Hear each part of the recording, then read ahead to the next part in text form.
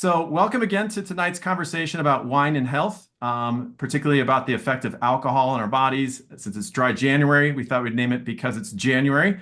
Always the bleakest month of the year to do this to ourselves, right? To withhold from drinking alcohol. Of course, not everybody does it. A lot of people still drink in moderation, still enjoy January, still enjoy wine. I don't take the month off as a professional wine writer. It's a little bit difficult to do that. Plus, on top of that, I'm going to Piedmont later this month, so it'd be really a shame to stay dry for that whole time. But in light of that, there has been some news recently with wine and alcohol in general being in the news. On January 3rd, the Surgeon General recommended a change to the alcohol warning labels that are displayed on the backs of all sorts of alcohol products. And he was saying that what they need to do with this revision is to note that there is an increased risk of cancer by intaking any alcohol. In the past, usually when cancer risk comes up, it's for alcohol abuse. There's now a lot of push towards saying that any amount of alcohol will end up possibly increasing your risk of cancer. I wanted to dive into this tonight with Kym to really kind of go through what does this actually mean? What is some of the context of this? This alcohol warning update hasn't actually occurred since 1989 when they first displayed alcohol labels. There has been a push to revise these labels to make them a lot more prominent on alcohol bottles, to be even a little bit more direct and a little bit more firm in their language. This is going to take an act of Congress, so nothing's going to happen anytime soon. The Surgeon General is also on his way out the door, so who knows whether anything will come to fruition. But this was top story last Friday, and I think for anyone who's interested in wine, we wanted to dive into that. So let's dive into it a little bit, Kym. I think as a registered dietitian who's a wine lover, I'm kind of curious about how you interpret this guidance. I mean, public health guidance is oftentimes for a general population, but when we hear it, we take it as individuals. So could you help us shed some light on how you interpret, what the Surgeon General said last week? Yeah, so it's a very, I guess, bleak and black and white statement. I think as a registered dietitian and health professional, the risk between cancer and alcohol intake is something that I've been aware of. But among the general population, research shows that less than 40% of your average consumer is aware of that intake. And so that's, the majority of folks aren't aware. And so the point or the purpose of any Surgeon General statement is to try to increase awareness on a health topic, and I guess make the information more available to the consumer so they can make a more informed decision. Putting it on the label is obvious. It's frank. It's kind of like that tobacco label that you see on a pack of cigarettes. It's scary. And research shows that those types of warnings do educate and do increase awareness. So I guess for the purpose of raising awareness and making this statement, he accomplished what he wanted. I mean, we are having this conversation tonight about the topic. And so I do want to make sure, people understand it's not to tell you what to do or not to do. It's really just to try to increase your awareness. And I think on the flip side, as health professionals, if we had this information and the opposite was true, it wasn't being shared, I think that would be pretty stark public outcry, because we're sitting on information that could impact individuals' health. That's a very good point. Yeah, and I think it's interesting. I don't know if you read any of the comments. It's always a fraught path when you wander into internet comments on articles. But I do think there are quite a few people who are asking about all sorts of other cancer risks that we endure throughout the day-to-day lives. Do you feel like possibly there's something to that as well? Is alcohol an easy target in this mix? Could let's maybe put some context around the cancer risk in terms of alcohol and where it fits into everything? Yeah, there's certainly lots of other risks, Kevin, and I think we're hopefully going to talk about a little bit later ways to reduce risk. But there's websites out there that talk about common toxins or chemicals that are known carcinogens. The American Cancer Association and the American Institute of Cancer Research has a lot of that information out there. But it's, I guess, up to the consumer to go seek that information or educate themselves. Personally, as a health professional, I think it's good that they're trying to educate. I wish there was a little bit more of a broad statement and it wasn't quite so black and white, because there are some nuances that weren't communicated that Kevin, you and I have talked about. But for a simple health message, sometimes you can't always go into those nuances. The label is only so big. And the statement was specific to cancer risk. And so when I talk about those nuances, what I mean is there's a lot of other research related to heart disease, for example, where alcohol can actually be beneficial in terms of reducing risk. But considering the leading cause of death in the United States is heart disease, it does frustrate me a little bit that didn't gain any attention, because again, that risk is just in relation to cancer, which happens to be the second major cause of death in the United States. But when we're looking at cancer, alcohol is a big component, and it is one of the biggest factors of risk, which we can talk later about other risks that are associated with cancer as well. There's one part. So let's get to the moderate drinking thing, because I think that's the thing that's concerning for everybody is, moderate drinking causing cancer. And so I wanted to read an excerpt from the Surgeon General's press release, and the actual report that backs up the validity, in his opinion, to revise this statute. It said about 83% of the estimated 20,000 U.S. alcohol-related cancer deaths per year occur at levels above the U.S. dietary guidelines for Americans. So in other words, people are drinking more. If they're male, they're drinking more than 2 drinks a day. Female, more than 1 drink a day. They fit into this 83% category of the 20,000 U.S. alcohol-related cancer deaths. It says, nonetheless, the remaining 17% of the estimated 20,000 U.S. alcohol-related cancer deaths per year occur at levels within those recommended limits.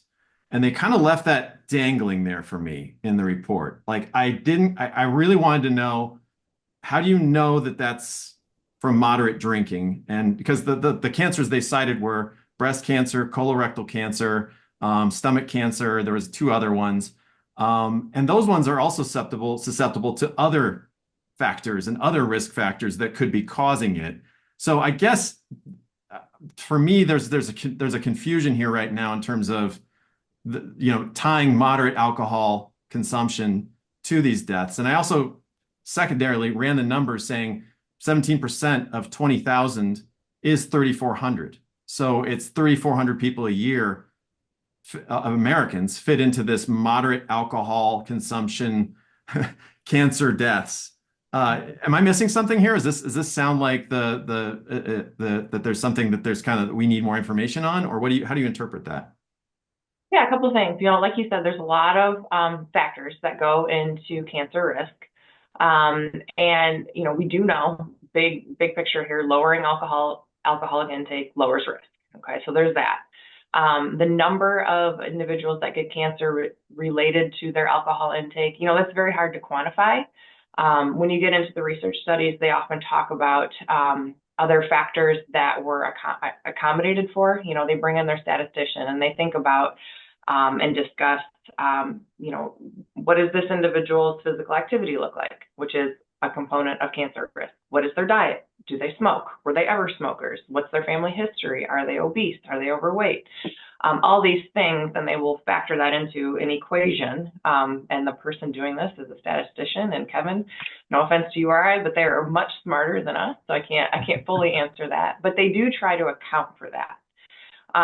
Different studies will account for those types of things differently. And typically, if you're looking at a peer-reviewed journal, that's where you have other researchers or other doctors, again, that are very well-spoken, very well-educated in this type of thing. And they take a look at these studies to understand, is this solid data? Did they account enough for all these certain other factors?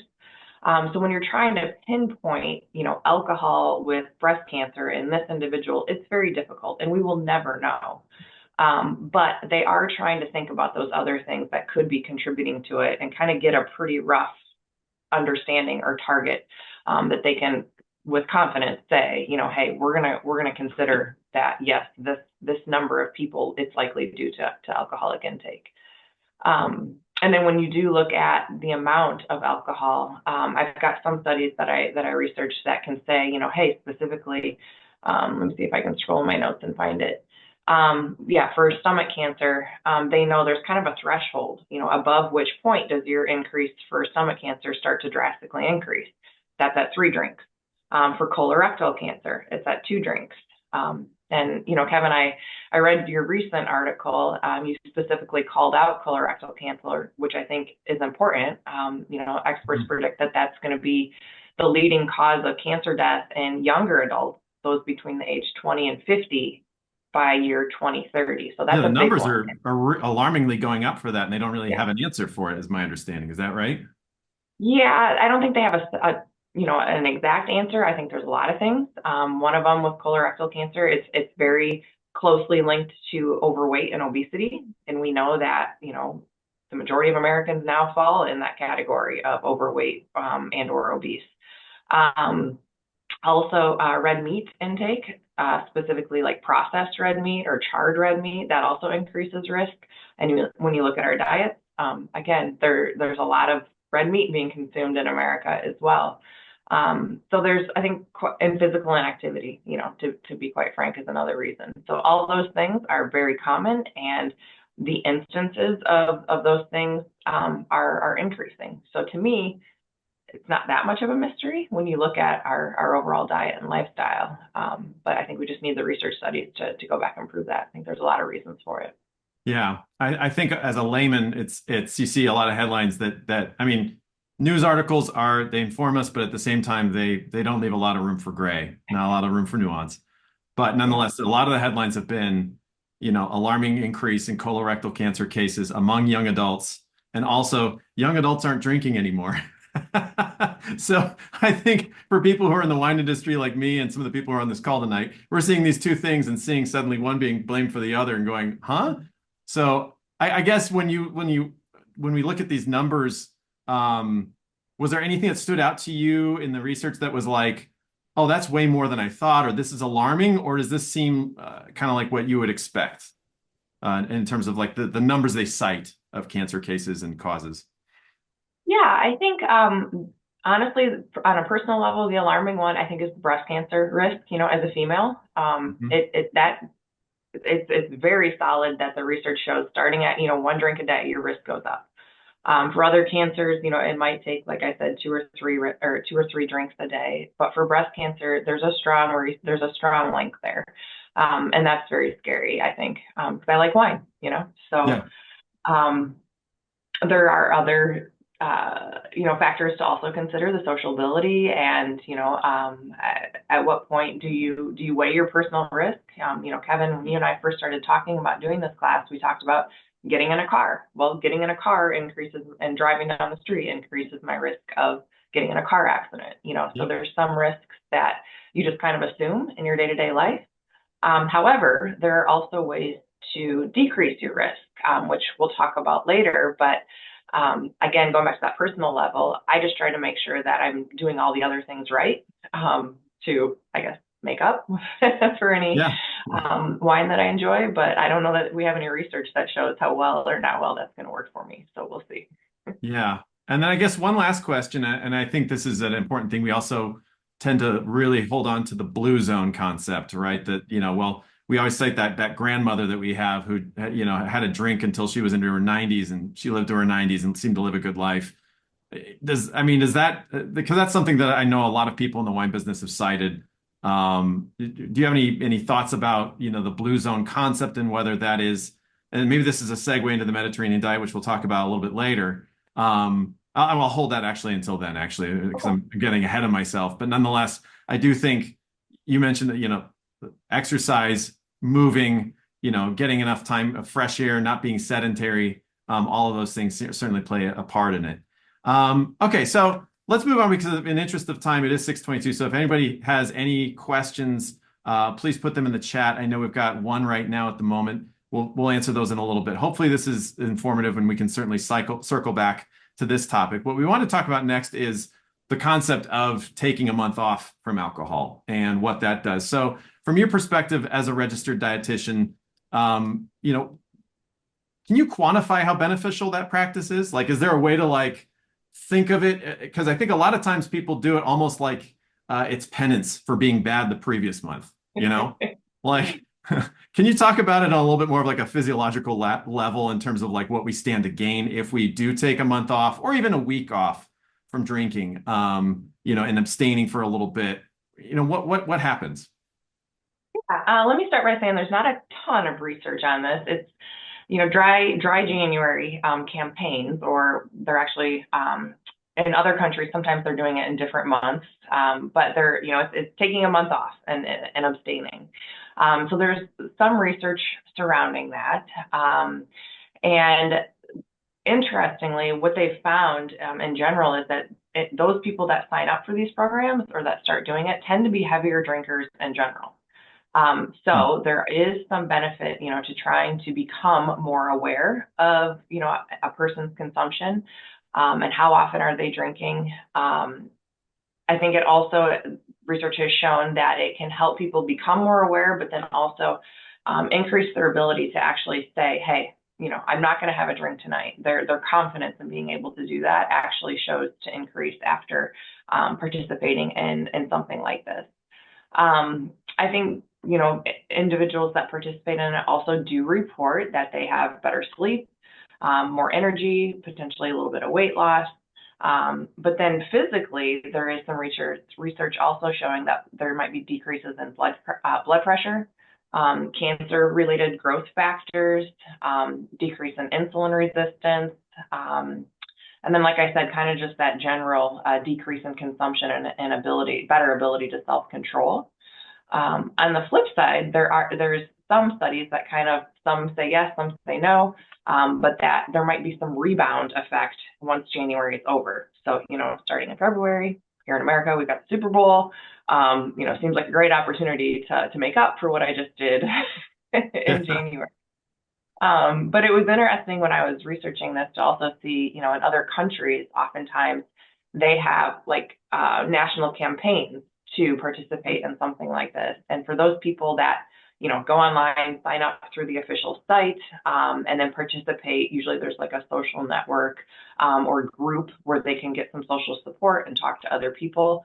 Those individuals that do fully commit, sign up, have that social network that's supportive, they tend to do a lot better. But they also, if they successfully complete it, tend to be people that were on the lower end of intake in the first place. Yeah. So that leads me to kind of, I guess, my last statement on this, that, for those people that might be participating in this because their consumption is a little bit higher, it could be beneficial to them. But the challenge would be, successfully completing it. So Yeah. I think at the end of the day, if it helps somebody get a better understanding of where they're at and the amount they're consuming, that can be good long term, but we don't have a ton of studies that actually outline that fully yet. Yeah. Yeah. Well, that's interesting. So you mentioned a phrase, and I know we talked about doing this a little bit later, but I'm going to move it up a second here because you're talking about, establishing good habits, good patterns. And we're next going to talk about non-alcoholic wines, which is a growing segment. It's in response to a lot of this interest in being sober curious or dry January, what that might be. How would those fit into this concept you mentioned called zebra striping about like, is there like a technique here? I mean, is there a secret sauce to it? Like, how do you, as a dietitian, look at non-alcoholic wines and mocktails and those kinds of things and counsel people to incorporate them into a healthy lifestyle so that maybe they don't even have to consider dry January in the future. They just have good habits 12 months of the year. I'm so glad you asked this, Kevin. So as a dietitian, I've been using, the technique or encouragement of, it's just self-pacing. It's like when you go out and people tell you, have a drink, then drink a glass of water, and then you can have your second drink. But that's really typically recommended, with relation to hangovers or just over imbibing. But from a, calorie standpoint or just overall health standpoint, as I'm counseling folks, I'm often encouraging them, if you're going to have a drink, pace with a glass of water or sparkling water, just something different. And so I came across this term this year. There's actually a savvy little marketing name for it. It's called zebra striping, on and off, on and off. And so I think these NA beverages or low ABV beverages fill this space really nicely. They're way more exciting than just having a glass of water. Nothing against water, but it can get boring. It's not as fun when you're in a social setting. You stand out, and you might actually drink the water a lot faster. Whereas if you're sipping on an $18 NA beverage, you're going to sip it and enjoy it, and you're going to drink it more slowly. And the importance of that is it gives your body time to break down the alcohol that you just drank, and it prevents that rise in your blood alcohol content, as well as acetaldehyde, which is a compound produced as your body breaks down alcohol, and that compound is what is carcinogenic, or can be cancer forming. So I think the NA space plays very nicely in the moderation, and again allows people to be more social, have something a little bit more exciting and enjoyable, and that way they might stick to just having one or two drinks a night, versus feeling like they're giving something up if they're just drinking water. Yeah. Okay. I like that. Hey, Scott, I got a question for you now, because we're kind of shifting gears to this. Um, you know, I imagine this month it's a particularly you hear probably quite a few people at your restaurant where you here in Denver. It's called Alleviate restaurant. You probably hear quite a few people who are looking for non-alcoholic alternatives. How much of the interest is in non-alcoholic wines versus mocktails at your restaurant? Like, how important is it to the program for you? Well, I'd say the mocktail part of it is by far the more important segment of our Hmm. NA offerings. The few NA wines that I do have on the list certainly fit a certain segment, but in general, mocktails are 98% of what we offer for NA options. And I think it's partly because consumers were maybe a little bit more used to having those options in mocktails, and the NA wine segment is still developing Hmm. in that regard.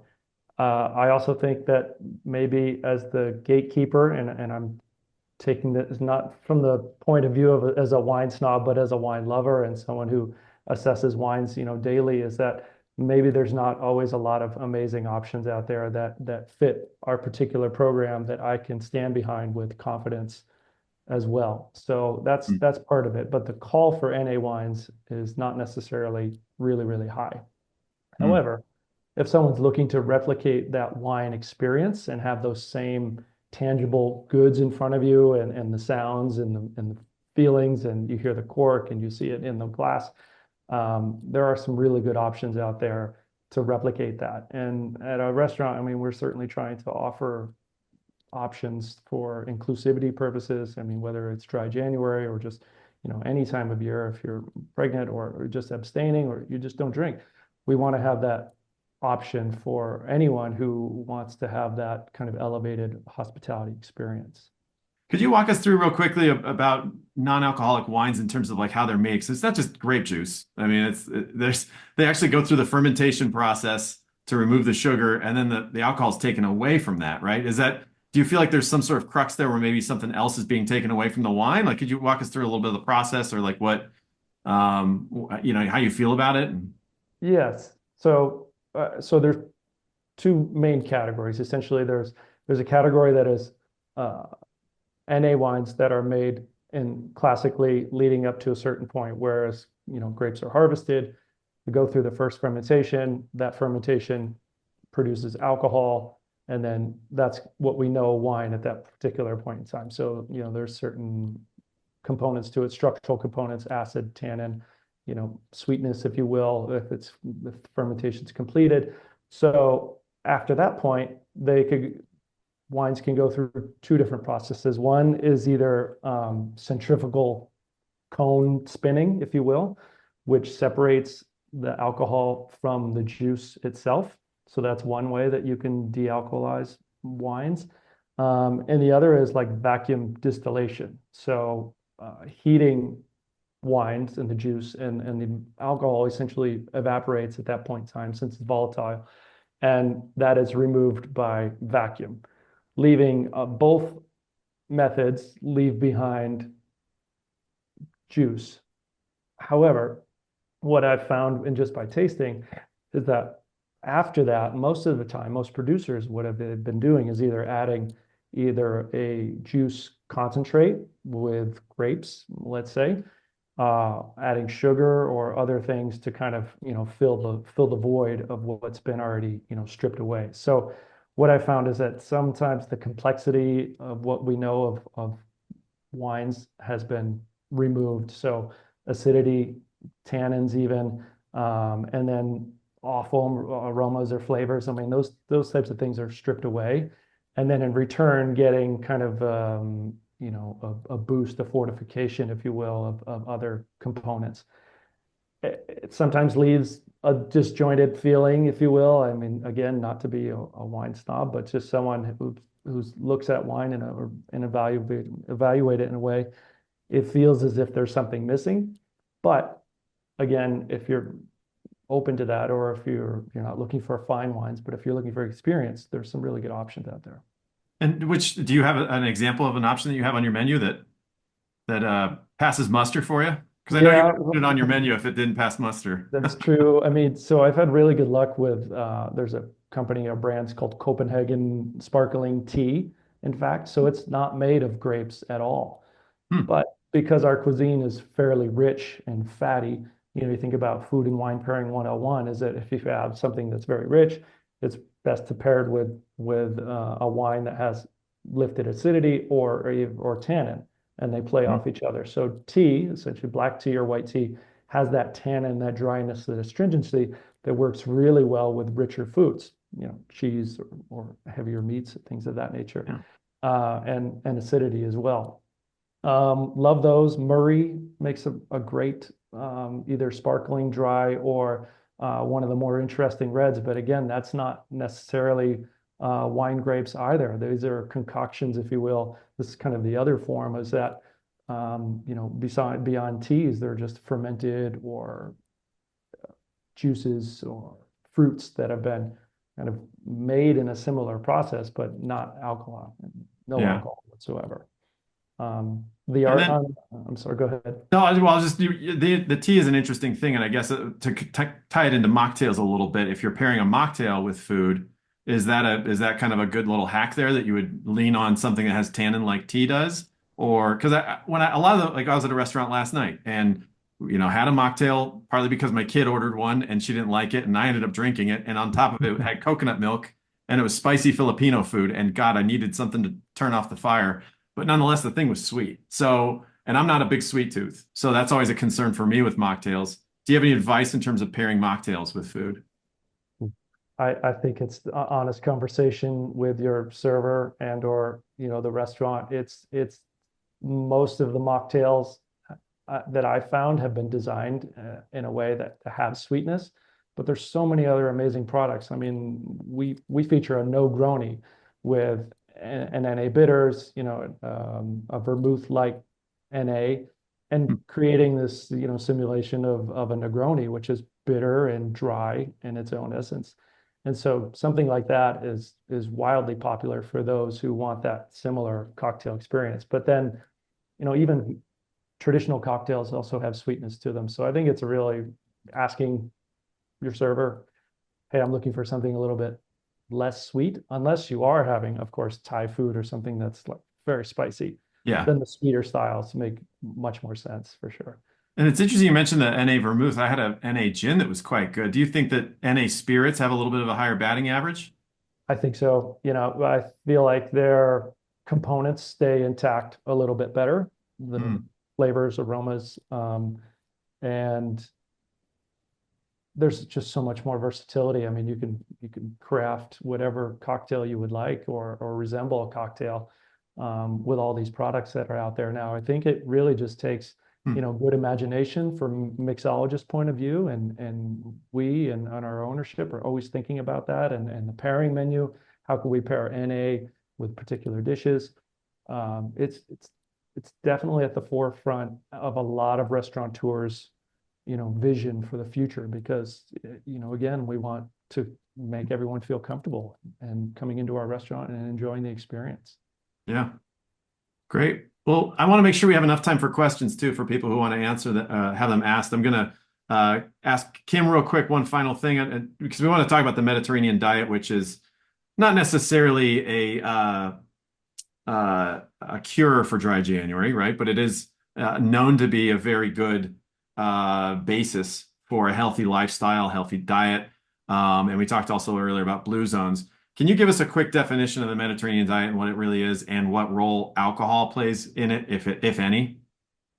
Absolutely. So I mentioned earlier we're going to talk about ways to reduce risk. And I think the Mediterranean diet really sums up the majority of those components, if not all. We call it the Mediterranean diet, but really it's a lifestyle, not necessarily a diet. It does incorporate the physical activity component as well as the food intake.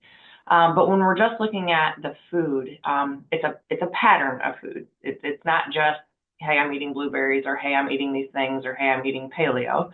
Nothing against paleo, but it's overall consumption, and it's very plant heavy. We're hearing more about more plants everywhere we look, and the Mediterranean diet is a very natural way of eating that does include a lot of plants. And the foods that it consumes, or that it includes, are foods that can help lower heart disease and cancer risk, because of the health implications that those foods have on our overall health. So the key components that I want to make sure I call out tonight are: it's very heavy on fresh fruits and vegetables. When think about your last trip to Italy, and you go to the market every day to buy your fresh food. You're buying your fresh produce, and it's coming from the farmer that's 15 or 20 kilometers down the road. It's also very high in whole grains, not the white bread on your hamburger. It's whole grains, things like couscous and farro and wheat berries. It's very high in fiber. Those fruits and vegetables are also high in fiber that can help lower your cholesterol, lower your heart disease risk. The fruits and vegetables and whole grains are also great sources of antioxidants, which can also help lower inflammation, and basically help build up some of that plaque buildup in your arteries that can lead to heart disease. It's also very high in what we call healthy fats. So fats, not necessarily like butter or lard, or margarine, but butter from olive oil and nuts and seeds. But the olive oil is what really separates the Mediterranean diet from a lot of other diets. It's very much higher in olive oil than most other diets. And then kind of things that are at a lower level, especially compared to what we eat here in America, is it's very little red meat, maybe a serving a week. Protein is mostly coming from seafood or, chicken and poultry, as well as, the beans and legumes that are part of the diet that also provides protein. There's a little bit of dairy. Most dairy is like fermented dairy, like yogurt, or even not kimchi, the yogurt beverage. I can't think of the name right now. Yeah, I'm drawing a blank on it too. You know what I'm talking about, though. You keep talking, I'll Google it. Yeah, there you go. Kefir. There it is. Yeah, kefir. Thank you. There we Thank go. you. And then with regard to alcohol, Kevin, it's a very specific pattern of intake regarding alcohol as well. And that's what I think is key. Alcohol is consumed with meals. There's a preference for wine, and then above and beyond that, a preference for red wine. That alcohol intake is spread out over the whole week. They're not binge drinking. It's again, wine with meals. That can help with that good cholesterol. It can help reduce that plaque buildup. Drinking wine with meals also slows the absorption. So again, you don't get that huge blood alcohol buildup or acetaldehyde buildup. Some of the fruits and vegetables, the antioxidants in it can actually help increase absorption of the good antioxidants that are found in the skin, the polyphenols of grapes and found in the wine. And they're only drinking, maybe a glass a day, maybe two. But when you look at really adhering to that Mediterranean style of alcohol intake and Mediterranean diet, it's not a lot. It's maybe a glass total throughout the day. Some countries like Sardinia, they tend to have a little bit throughout the day, like a little tipple almost at breakfast or mid-morning, a little tipple with lunch, and then maybe in the afternoon. But when you add it all up, it's still only about a glass, maybe a glass and a half a day. Not a lot. So that kind of goes back to my statement at the beginning. less is more.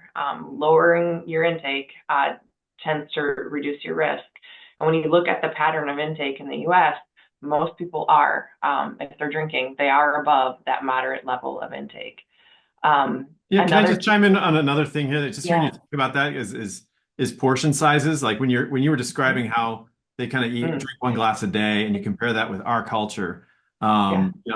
I'm in Denver, and Denver's where Chipotle started. And like every time you go to Chipotle and see someone trying to like wrap up a burrito, you realize just how we just overdo everything in America when it comes to food, when it comes to Yep. drinking. Like that's our speed, is we just foot on the floor with our consumption patterns. And it's so interesting when you go over to Italy, to France, to Spain, the meal portion sizes are always so much more small, and you get by and you're not hungry. It's amazing. So I just want to point that out. I think another thing that I'd encourage, it seems, is if you are going to drink wine, now's the time to just drink only the good stuff, right? I mean, like I think knowing what we know now, I feel like it empowers me to just say no to the stuff that maybe if I'm offered at a party and I'm kind of, as a wine snob, I'm like, oh, I'm not going to drink that tonight. I don't even to be polite, I'm not going to. I think we're now at liberty to be like, I'm saving, my drink, the drinks of the week for this Etna Rosso that I've got, this, Barolo that I have, or whatever those great wines are that you have at home. Those are the ones that we're going to appreciate and savor as, more than anything, it seems. Yeah, I agree. I'm laughing to myself because I know my husband's on this call, and I know he's going to use that statement as an excuse to just go blast With out your our wine cellar. budget. I tell you, it's when you've got them, open them, Yeah, that's but exactly. responsibly. Yeah, yeah. Yeah. Kevin, there's two more pieces I want to mention about that I think tie into what you just said Okay. about the party and drinking the good stuff. Another component is that they are drinking with family, with friends. They're enjoying that meal. It's not, a quick 20-minute meal. It could last hours, and there's the social component. And I Yeah. think the stress reduction, the mental well-being that comes from being with people and conversing and developing those relationships, I think that's a huge component of this. I don't know if researchers will ever be able to account for that, but I definitely think that ties into this, the mental well-being and the stress reduction as well. Yeah. Yeah. Eating with your iPhone. Yeah. Yeah. Well, let's open it up to some questions, because I don't think anybody put really much in the chat. I'll get to it here in a second here. Okay. I just added real quick to the chat some articles that Kym and I have worked on together, as well as one that I just did on the Surgeon General warning for everyone to read later if you want. So go to the chat, open those links. You can check them out a little bit later.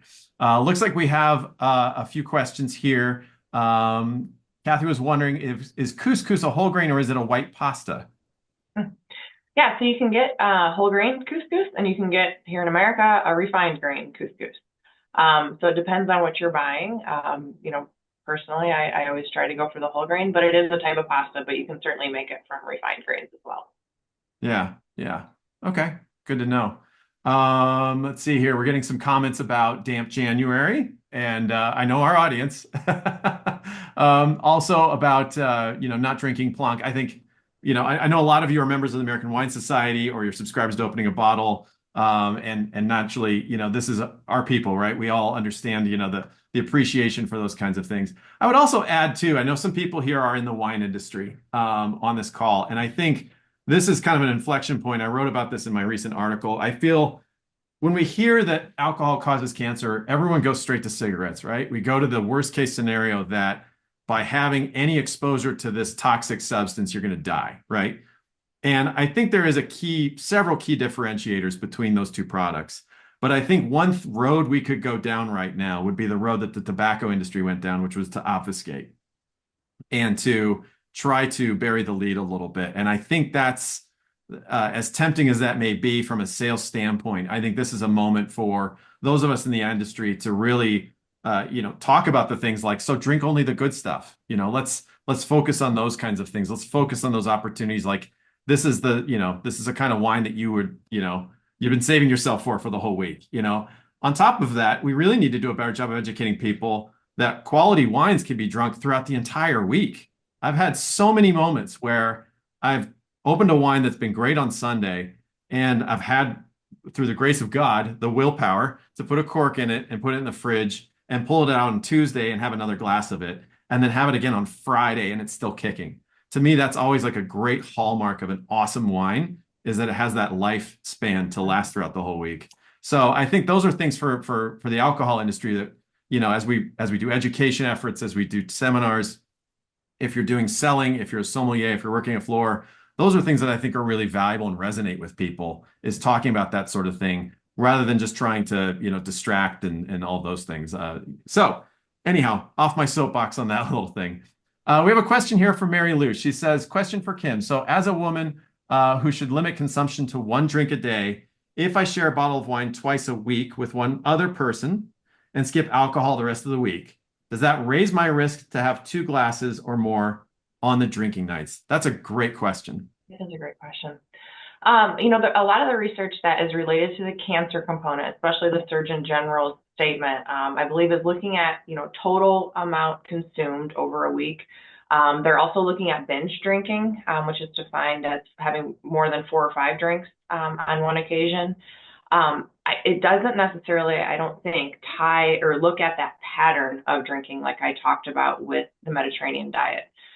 So my suggestion would be, if you're going to have more than 1 glass, have it with meals.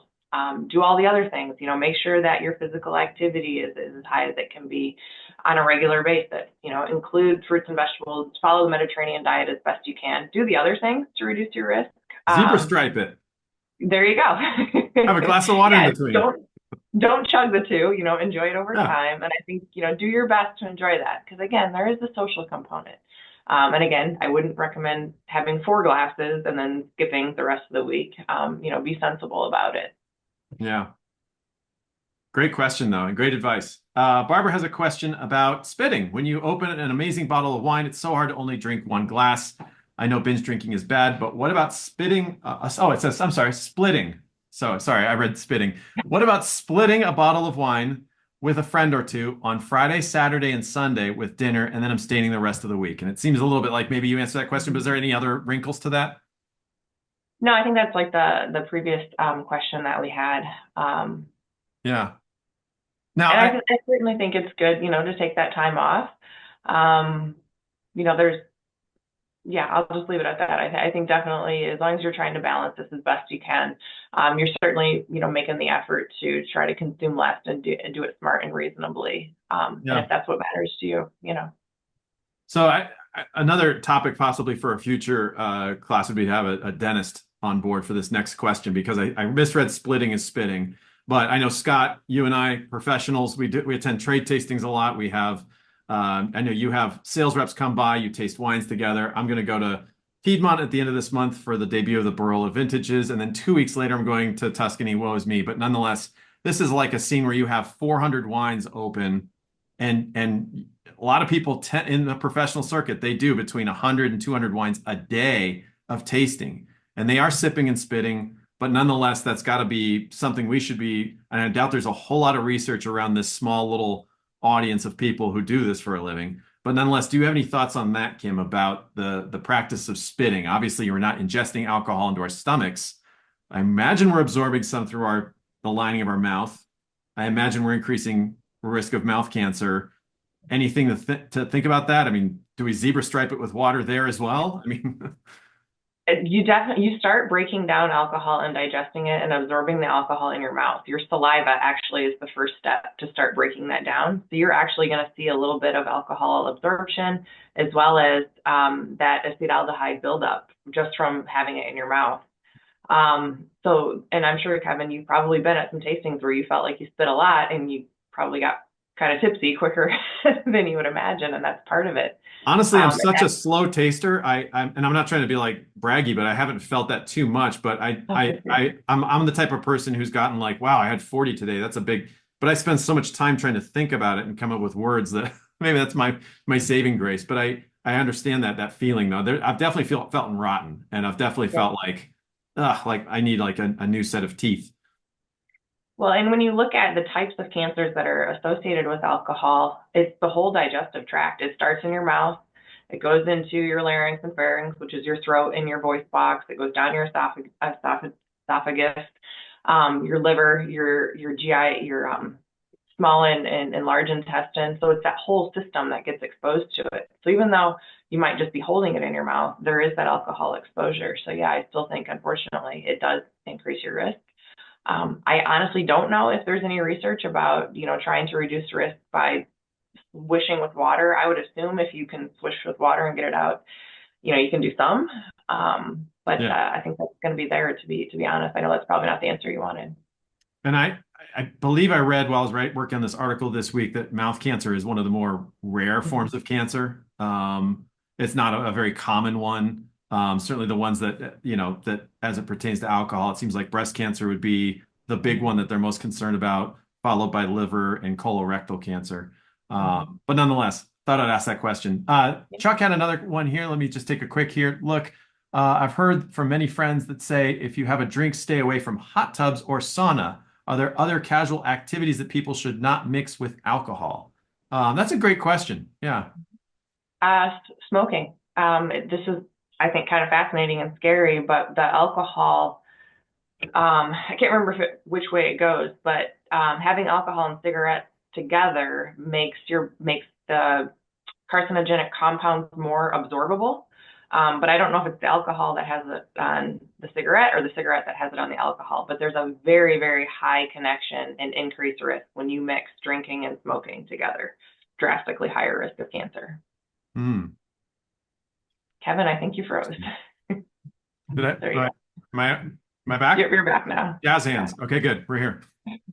Any other questions while we got Kym here? I mean, this is a great opportunity to ask those kinds of questions.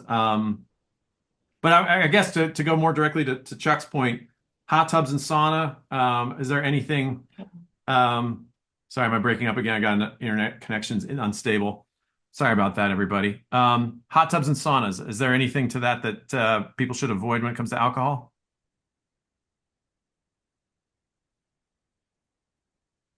Am I there? You want to try that one more time, Kevin? Sorry, yeah, I don't know what's going on. Usually have pretty good, reliable internet. Hot tubs and saunas. Is there any concern for that? I've never heard the hot tub and sauna with alcohol. I think that might actually have more to do with heart disease, and causing more cardiovascular issues, not so much the cancer component. But I would guess that's what that caution is related to. Interesting. Okay. Um, yeah, Barbara noted dehydration being possibly another one. Mhm. And here in Colorado, we have elevation to deal with. So almost any activity at altitude with alcohol is a recipe for trouble. I want to add one more thing here. This is to the chat if you want. This is some other articles surrounding this topic, particularly moderate drinking. That's an interesting article that W. Blake Gray just published for Wine Searcher. I met him last year at an event. He's a really good investigative journalist. But there's also some information there about the efforts to prohibit alcohol outright that is interesting to read. So I'm going to hit return there, and you'll see all those articles in the chat. If you want more information, you can dive into that. We had some other things here. John asks, if you beat cancer, then discover wine, are you at a higher risk than normal? I think, from my understanding on this is they're still trying to determine that. There's an actual section or segment of the American Cancer Association's website that discusses this. They kind of encourage you to err on the side of caution, but they're still researching this to fully understand how alcohol after cancer can impact your health and your prognosis. They do know that if it's during treatment, it definitely can impact some of the medications or treatments that you're getting, so you don't want to avoid it at that time. When I counsel women, I encourage them to be aware of the association between breast cancer and alcohol, and if they choose to drink, just know that there is a strong association. So that would be one that I would caution people to probably be a little bit extra careful about. Interesting. We had another follow-up question on the smoking, wanting to know if that pertained to smoke from hand-rolled cigars. I don't know if there's I think I guess the lack of nicotine is probably the gist of the question. Yeah, that I I don't have an answer to that one. All right. Yeah. Let's see some more questions here. Oh, and Kym has just put in her email if anybody has any follow-up questions. So I was going to wrap up by asking Kym how people can get a hold of you or follow you on Instagram or anything like that. So okay, so another one, great wine lessons. Thanks both on this topic, balancing all my life risks. Yep, there's a lot of pollution, stress, plastics, processed food, giving you great tips. I think that's really kind of the takeaway from all of this is alcohol is just one of many things, right? It's and we're all trying to get by through all of this. So, if anybody has any other questions, go ahead and we got a couple minutes here to field them. Go ahead and put them in the chat. So I guess kind of as a next step, if do you guys have anything that you want to talk about that you're working on coming up? I know Kym, you've got events in Chicago. Is there anything you want to give a plug to or a shout out to that's happening in Chicago? Yeah, I see I've got a few of my Chicago folks on here. So first of all, thanks for the support. And second, we are doing our first, I guess, wine and food dinner in 2 weeks. We are partnering with Pala Estates and Banville Wine to do a food and wine event. I'm going to be talking more about the Mediterranean diet, and then one of our members who is the restaurant owner, where we're going to be hosting this event, is going to be matching up and pairing some delicious bites to go with each wine. So that'll be a lot of fun. But if anybody is from Chicago and wants to join our group, again, go ahead and just email me. We are a very social, educational wine group that welcomes wine drinkers of all types. So. Fantastic. And Banville's a great portfolio. So those are some really nice wines that they have. How about you, Scott? What do you have cooking? Well, thank you. I've got a few things in the hopper. Just launching 2 Italian wine courses. One we're calling the Italian Wine Principles, kind of the Italian Wine 101. It's happening in February 22nd. And then that would be kind of the precursor to our proprietary Italian wine consultant course that I'm launching. It's a multi-week deep dive, full immersion into 100 native grapes, all 20 regions. And that's happening starting on March 16th. So that's really fun. We're doing a sommelier boot camp in April again, and probably some other things in the works. So you can check out our events page on GrappoloWineschool.com. That'll give you some insight. And my wife and I also run an immersion trip to Tuscany every year. So we have one coming the first week of June, which is really special for us because it's a place where we lived for a couple of years. And we love to share that part of the world with others. So yeah, you can find all that on the website, but thank you for the plug. Yeah, I have to say I've gotten to know Scott over the last few years here in Denver. And if you ever get a chance to see him present or to moderate a topic with a wine maker, he's fantastic. Very approachable, asks very good questions, but it's all backed up by this incredible experience that he has with Italy. And so it's been really fun to work with him. So the two of us are working on articles together a little bit more because we both cross paths so often in the Italian wine space. So he frequently is going to be tasting with me, and we're going to be filing reports together.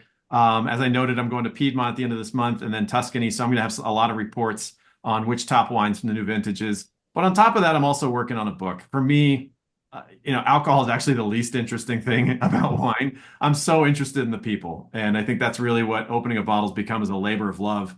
There's just these wonderful people that I get to meet who make wine, who are in the wine business, and being able to see what they have to say that shed light on our experience in this world, particularly around things that surround nature.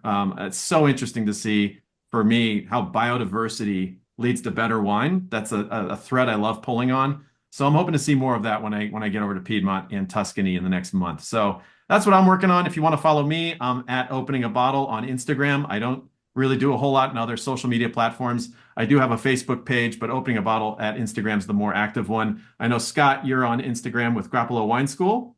Correct. So you can search for him there. Kym, what's your Instagram handle? It's nothing fancy. It's just WROBKYMB. There we go. Yeah, just like the start of your email, right? That's right. All right, great. Yeah. So thank you so much for this. Maybe we could do it again. And hopefully, if you guys want to, get on the list for more of these types of events, I'd encourage you to set up a free account on Opening a Bottle just so you can get in touch with my emails. I send out emails whenever I have new articles, it's a great way to kind of stay in touch with what those things are. And I'm always looking for opportunities to bring other topical experts into the mix to kind of foster this community. So thank you all so much. And again, there'll be a recording on opening a bottle later this week. If you want to revisit anything that we talked about tonight, I appreciate everything. And thank you so much. And thank you, Kym, and thank you, Scott, for your time tonight. Kym, I really leaned on you hard tonight with this, and you really provided us great advice. So thank you so much for everything you did. Awesome. Thanks for the opportunity, Kevin. All right. Cheers, everyone. Have a great night. Thanks, everyone. Bye-bye. Bye.